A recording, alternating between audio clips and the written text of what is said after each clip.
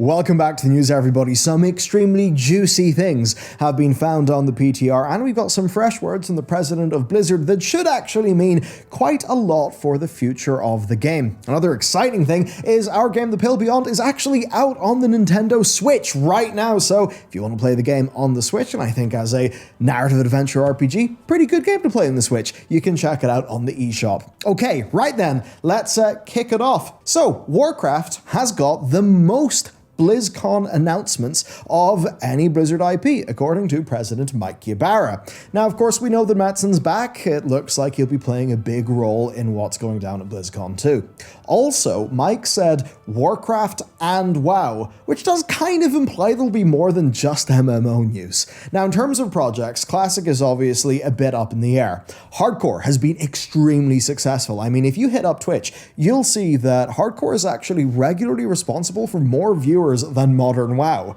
I mean, when WoW Classic launched, believe just after patch 8.2, Classic was actually driving more players than Modern, and I've heard that from sources who would definitely know. And of course, I'm not saying this to bash Modern, I'm just pointing out that Classic truly is an important pillar of the business to Blizzard, even though, yes, it is inherently a lot harder to monetize WoW Classic than it is to monetize WoW Modern.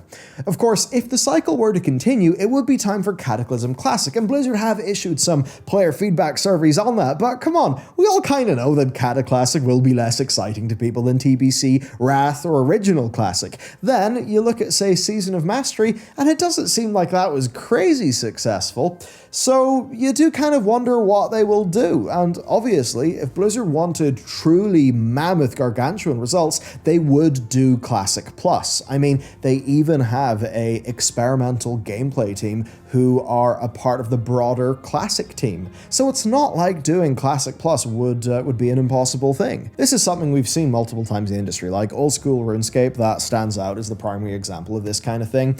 But there is a fundamental difference that poses a challenge for Blizz, and that is that RuneScape is a sandbox game. WoW is a theme park. Adding to WoW will be harder, right? You know, you bloat in more and more gear, more and more systems. How do you still not, mess up the magic? But that being said, right, if they were to do some new raids, new bosses, different gear, some content updates that are maybe themed to the old world, add in some more sandbox-style things to the game, I mean, there's a lot they could do. They could do explorations of places as they existed back in that period of the Warcraft canon. I mean, there is plenty of stories to tell there. All very possible. And thinking about the incentives here, for so many people, the idea of classic-style gameplay, right, that older, more slower-paced feel, that, but with the notion that it's not a done thing, right, that there will be more content in the future, that would be massive. So if Blizzard does this, I do think they'll see tremendous results, and there are actually some interesting private server examples of this. There's one called Turtle WoW, which is a fan-made narrative expansion, and then of course Ascension does all of its crazy stuff with basically from scratch class building. It's kind of crazy. So I guess just knowing that they've got that classic experimental gameplay team, you do wonder. Obviously then, Cataclysm Classic could happen. I think if it does, it'll see a lot more changes compared to, say, what Wrath Classic got. Now, of course, the other thing will be 11.0, obviously, right? It'll probably involve Khazalgar, as I've been talking about on the channel, and if it's like recent expansions, we'll get the big cinematic too at this BlizzCon. We'll also then find out how Dragonflight's End will be handled, and that really, that's something that I'm interested to see. I mean, will, as some of those leaks, fake leaks, as they've sort of said, there may be some final confrontation at Mirdrassil, and then that will catapult us via 10.2.5 and 10.2.7 into the story of the next expansion, and that will be that. 10.2 will be the final major raid tier, and Farak will be the final traditional end tier boss of the expansion. I don't know, I'm kind of beginning to feel like that is a likely thing. But hey, I'd love to be proven wrong. Now then, TV show. This is something a lot of people have been talking about, right? And you can sort of see why if you look at the broader industry. And this is no doubt spurred on by a few leaks, like at least a few of them have been confirmed fake as well. They've been just based off some fan art. But this is not an idea without merit. Mike Ybarra and Chris Metzen have kind of teased with each other on Twitter. They responded to somebody wanting another another movie by saying, I don't know about a movie, but there are certainly stories we want to tell. Now, could that just be Mike Ybarra saying, yeah, it's okay, there'll be big stories in the game, or they may be hinting at some other bigger thing. I mean, we did see quite a lot of leaks, some of which I believe were actually verified, that at one point there was some Diablo animated content that Blizzard were planning to do. I have to assume that fell through the cracks. But yeah, I do actually think this is the sort of thing that is possible. I do think that Blizzard have a pretty high conviction onto Warcraft and that they will keep this as a major pillar of their business going forward. I mean, just about the only thing that I see is more and more investment in the Warcraft brand, right? So I can actually see them do that. Of course, this would not be in-house. As an example, Arcane, absolutely fantastic. And yes, Riot were heavily involved, but Fortiche were the studio who made that. So Blizzard would need to find some sort of partner to do that with. I'd be interested to see what animation studio they'd find. Finally then, of course, we do have Warcraft Rumble releasing November 3rd during BlizzCon.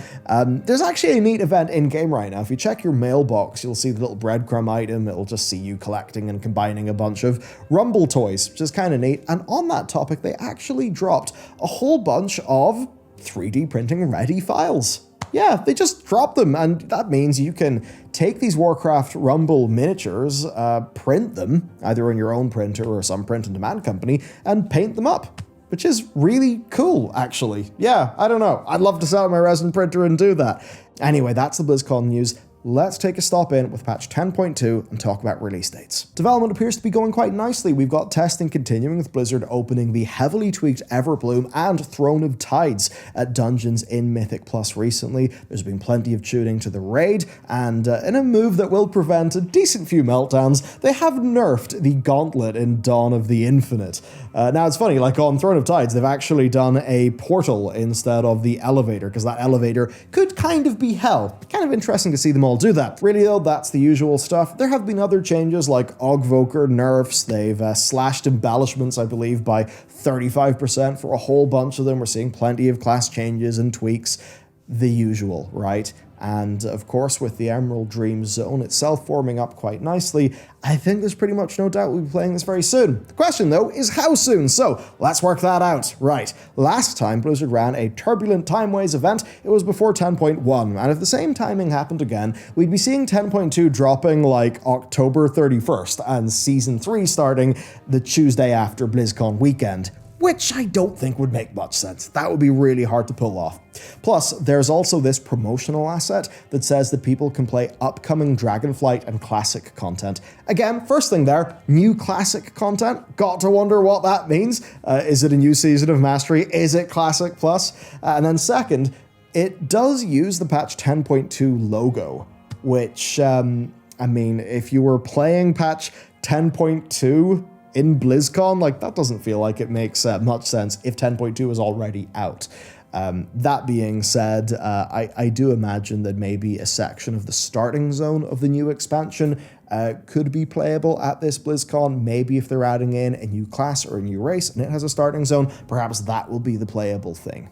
Anyway, in terms of those timings then, I expect 10.2 to launch Tuesday the 5th, which is just after BlizzCon, and then Season 3 to start the week after that. And with that launch, I think that's it for 2023 for World of Warcraft, because by that stage, the roadmap will be complete. Now, as I've said before, I do think 2024 is going to have, at the very least, patch 10.2.5, 10.2.7, and then maybe another patch that would coincide with the start of Season 4, which would be your kind of like Shadowlands Season 4 style, greatest hits thing, with us then getting a new expansion pack late Q3, maybe Q4. But of course, BlizzCon will give us all those details. The next big thing to talk about then is lore, actually, because we got some refugee updates in Stormwind and some new lore books.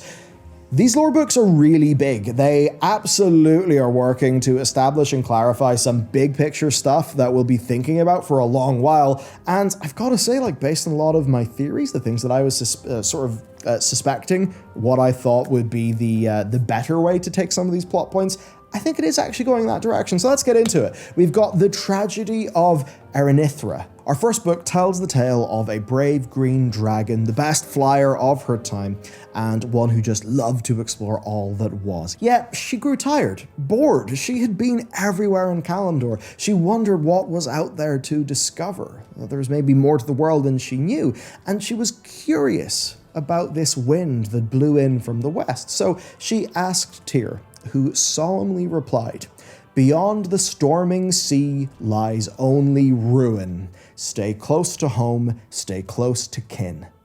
She, of course, did not listen. Confident that she could fly over any storm, she took wing, never to be seen again. At least, never to be seen conventionally, because some green dragons claimed that they saw her in her dreams, that she, in fact, reached a land beyond where she raised a brood of her own. The book ends by repeating Tyr, saying, "Beyond the storming sea lies only ruin. Beware the wind from the west. Its call holds only doom. For if you take wing across storm and sea, you share Erenithra's tomb." Which is fairly interesting, fairly rough.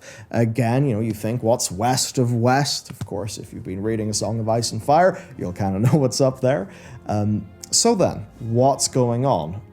Number one, Tyr never says that there's nothing there. He just says that going in that direction is bad news and will bring ruin. He doesn't say there's nothing there. So I would not be surprised if perhaps the ruin that he's talking about could be related to the heretics of Avalorn that we've talked about before on the channel. Now that some say they've seen her in the dream, that is super suspicious, of course.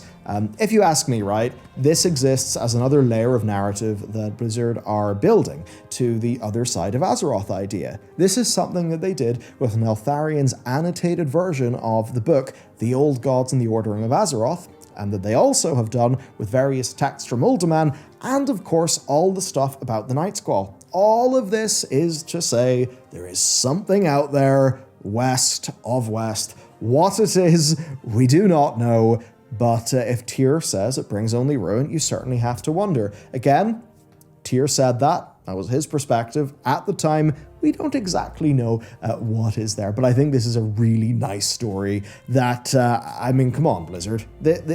It's very obvious there's something at the other side of the planet now. There are hints absolutely everywhere. Okay, next then, let's move to a text that is quite a myth. It basically tells the story of Azeroth's very first world tree. One that was not destroyed by an old god, no, one that was destroyed by Aman'Thul. As the story goes, Azeroth was deeply corrupted when Agrimar found her. The Titans arrived to purge her of the old god influence, and as a part of this, Aeonar took a gift that was given to her by Elune. And this gift was a branch of Gahanir. Gahanir, of course, is the mother tree of the Emerald Dream. Now, I've long speculated the Emerald Dream is not just an Azeroth thing, that we only really see the Azeroth bit of it. So when we kind of see this with Gahanir, it seems that Gahanir is not the mother tree of the Emerald Dream of Azeroth. No, that it's like the mother tree, right? Like big tier, not just Azeroth. Anyhow, this gift from Elune is planted by Aeonar. And around this tree, which they call Elunahir, life sprouts. All seems well here. Aeonar is very happy about this. This life can perhaps fight back against those corrupting influences of the old gods. But to Aeonar's surprise, Aman'Thul was furious at this, booming that she had introduced chaos to the world, that this isn't ordering a world, that this is just unleashing chaos. So he took the tree and he ripped it from the earth. But unbeknownst to him, its roots held. So Aeonar had Freya, her keeper, watch over the land where the tree is, to nurture it, I suppose, to foster the deep connection to the Emerald Dream that, of course, we see in World of Warcraft. Now, you might hear this story and think, what's Aman'Thul on about? Plants are nice. What about all those green dragon friends we have and plant friends that we have? And you may also think, surely Elune and the Titans are great friends. Well, I mean, not exactly, because these are all beings playing their different roles in a story. And I suppose you look at the pantheons of, older cultures on Earth, and yes, their gods got up to all sorts of strange stories and had all sorts of fallings out. Anyhow, life. Think about what weeds can do. They can crack a pavement, and left to time, cities and towns are reclaimed by the environment. So to Amenthul, unleashing life is a big mistake because it's very hard to control.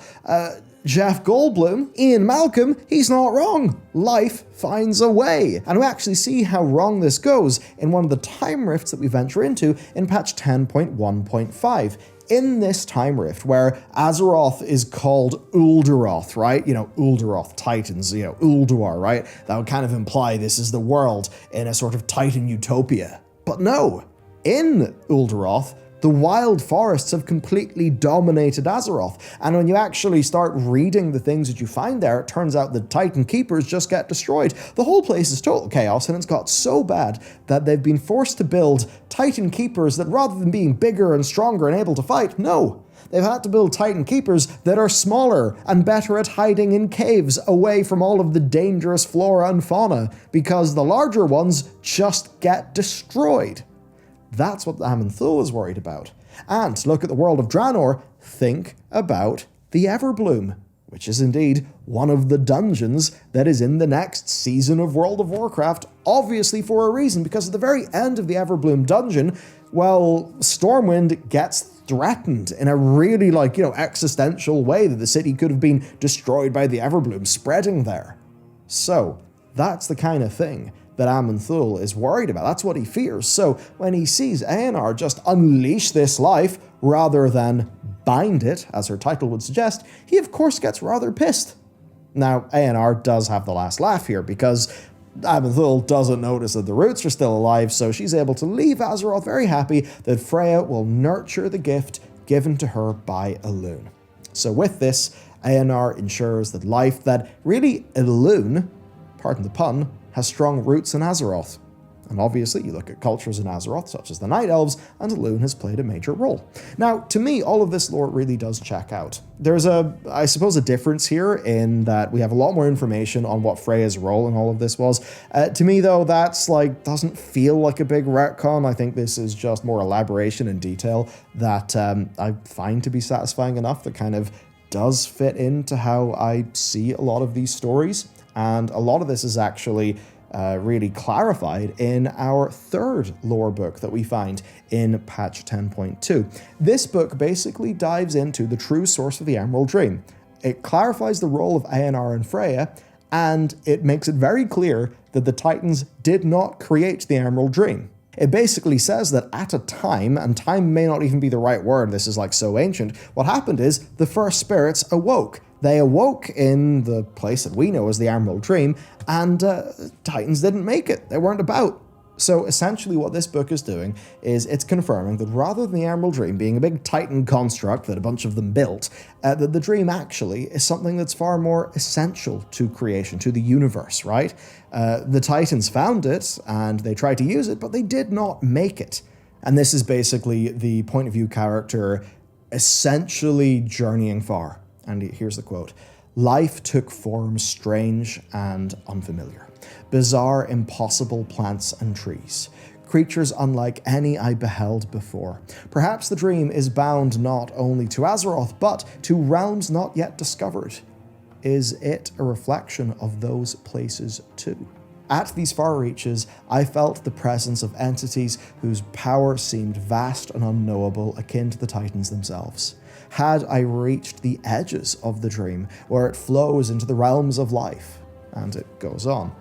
So, what this essentially is clarifying what you could call the Lifelands, but I think we all know that that is not going to be dealt with in a Shadowlands-like way. And I like this a lot, because this is very unlike what kind of angered me about the Shadowlands, where the Shadowlands just kind of felt like, okay, we're going to grab a bit of Europe, a bit of Greece, a bit of this, a bit of that, we're going to throw in a bit of Walt Disney, and there you go. We have very constructed feeling theme parks full of things that we like. And it didn't really feel like a core part of Warcraft. To me, it all felt quite constructed. Whereas here, this feels so much more mythological, you know? This feels like it could inspire wonder. So this is a way of exploring this kind of thing that, to me, actually works. In the same way that, say, the Twisting Nether was a big mysterious thing back in the day, right? These things were sort of mysterious and primal, as opposed to like, oh yeah, it's the Shadowlands. You can hop through a portal and talk to your nan, which didn't feel good. So I actually quite like this. Anyhow, as the text progresses, our author realizes how singular the Titans are in their thinking, and beyond that, they realize that dragons and mortals, that they're not products of just life and order, you know, that actually they're kind of products of all the different forces, all intertwined, you know, together. And they speculate that Azeroth herself may be like that as well. Essentially, in that the more that we're just like creatures and, you know, things that exist that are just, you know, a product of creation, and the less that we are, you know, a bit of column A, bit of column B, bit of column C, kind of constructed together. Again, that just feels better to me, I suppose. This is also quite bang on what I think's going on with Azeroth. Like, I don't think that Azeroth is a Titan at all. I think that whatever a world soul is in this cosmos, it's a very natural, it's a natural thing. And I think that the Titans are but one of many groups going around trying to claim it for their own ends. And to be honest, the idea of Azeroth just being a thing, you know, whatever she is, I think that is a lot better than Azeroth just being a Titan egg. You know, like, yeah, there's a sentience, there's a being there. I'm totally fine with that. You know, like that's an interesting conception of a godlike figure in a fantasy universe. Yeah, I think put that way, I just prefer it to Azeroth being a little Titan egg that, I don't know, Aman'Thul sprinkles some miracle grow, he waits a few million years, and Azeroth just gets up one day. Yeah, this feels better. And like, I was there whenever the whole planets are Titan eggs thing happened, and I remember my first reaction to that was, ugh, I don't like that at all. This feels weird. I don't know, I kind of prefer this. Anyhow, let's talk about the refugees. So, Worgen and Night Elves have actually left Stormwind in the PTR. Many have resettled around Mirdrassil in the Dream. Now, them being sat in Stormwind for years was really getting a bit silly. But a lot of people are kind of worried. They're thinking, is this a permanent thing? Really? The Night Elves and the Worgen, they're just going to live over here instead of, you know, Gilneas and the Night Elves, like, forests that we all loved in Warcraft 3? And I don't think this is a permanent thing, actually. I don't think that at all. I mean, on the one hand, we've had a developer say that when Gilneas is retaken, that's something that will happen in-game, not in a book. Which to me says they kind of want that to happen. And then, while the Night Elf Heritage questline is rather maligned, it did feature Moonwells being cleansed so that the lands of really the Night Elf home territories, so that they may be healed. I believe that was being done in Taronda's orders as well. Like the priest or whatever that, you know, was in peril that you go to save, that's what they were doing. They were cleansing the Moonwell to help heal the land, you know, from the whole Battle for Azeroth thing, which to me kind of says, I mean, you're probably healing the land because you want to go back home, right? So I think they're clearly working towards a rebuild, and to me, the idea of, you know, the Worgen and the Night Elves finding their permanent home, that seems like expansion material to me, to be honest. Which, you know, again, hey, revamp, wouldn't that be exciting? And I'll repeat again, I do not think the revamp will be announced at this BlizzCon. Well, maybe it will be announced, but I don't think it's the next expansion anyway. No, I think the next expansion is gonna be this Khazalgar stuff, and I think the expansion after that will be the revamp project. But anyway, there we have it. There is really so much lore to dive into with these books and their full implications, so we will have content out in the channels next week. And if you want all of the detail on what we know about 11.0, then check out this video next. And if you want to check out The Pale Beyond on Nintendo Switch, it's on the eShop, and of course, it's on Steam as well.